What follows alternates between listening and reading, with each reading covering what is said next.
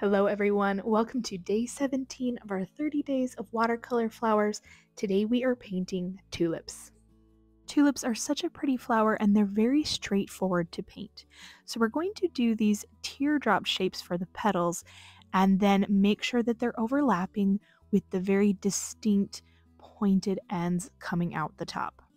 We want to make sure that the petals that are in the front are very prominent and distinctly overlapping, and that we can see the little triangle points of petals between them peeking from the backside. Tulips also have very long, maybe slightly curved stems, pretty thick too, and then those very distinct, long, thick leaves. When tulips haven't fully blossomed yet, they are a little bit more flat and all together a very long oval shape with the flowers just peeking open. So we'll do one that's a little bit closed and a couple that are more open and that typical classic shape.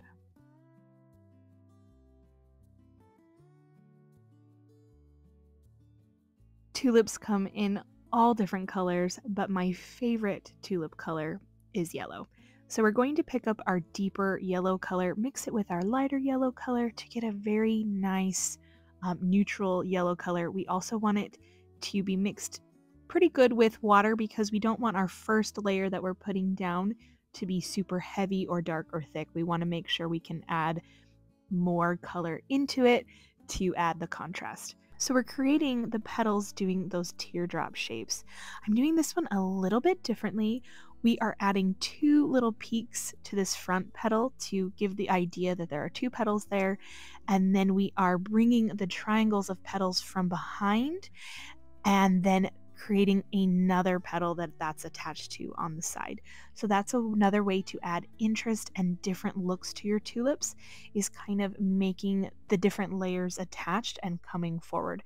The main focus is to keep a little bit of white space between some of the petals so that you can see some distinction.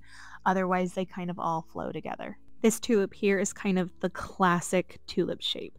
I'm painting one of those kind of wonky teardrop shapes, and then I'm going to paint another one layered and kind of tucked into it.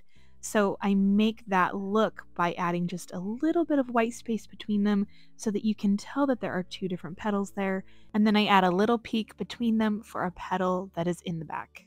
I'm letting the flower petals dry just a little bit before we go and add the contrasting color so that we can get a little bit of flow without too much. And then this is the flower that is a little bit more closed off. The teardrop petals are not quite as round. It's a little bit more flat because it's not blooming as fully yet. Now that those flowers have dried a little bit, we're going to add the contrasting color by mixing some yellow ochre and cadmium orange to get a nice yellowish orange that is definitely distinct and different than this bright yellow. I'm adding it to the base of the tulip, kind of where there would be contrast or a different shade of color as it was blooming out. And then I'm going to rinse my brush a little bit, dab it on the paper towel, and use my damp brush to kind of smooth the color out up into the tulip. Different colors of tulip will have a different added colors as well. I've seen yellow and pink tulips and different variations, and so there's lots of different things you can do to add contrast and depth, especially using other colors, so that, you know, with this tulip being just a bright yellow tulip, it can look really flat with watercolor. So we're always looking for ways to add more depth and contrast and interest. I'm also going to add a little bit of this color to the flower petals that are behind, because then it gives us the sense of depth and distance within those petals, because we can tell that they're in the back, there's a little bit of shadow, and we can see them a little bit better. The flower portion is pretty much done. We are going to now work on the greenery, and I'm obviously using my favorite sap green, and we are going to lay in these stems very thick. We're going to add a slight curve to the stems, because anytime you can add some type of curve to greenery, you get the immediate feeling of movement. Now, how I'm painting these leaves, I am using light pressure at the base with the tip of my brush, I'm pushing down to get the full body of my brush to kind of splay out on the paper, and then I'm dragging my brush across the paper to get the length that I want.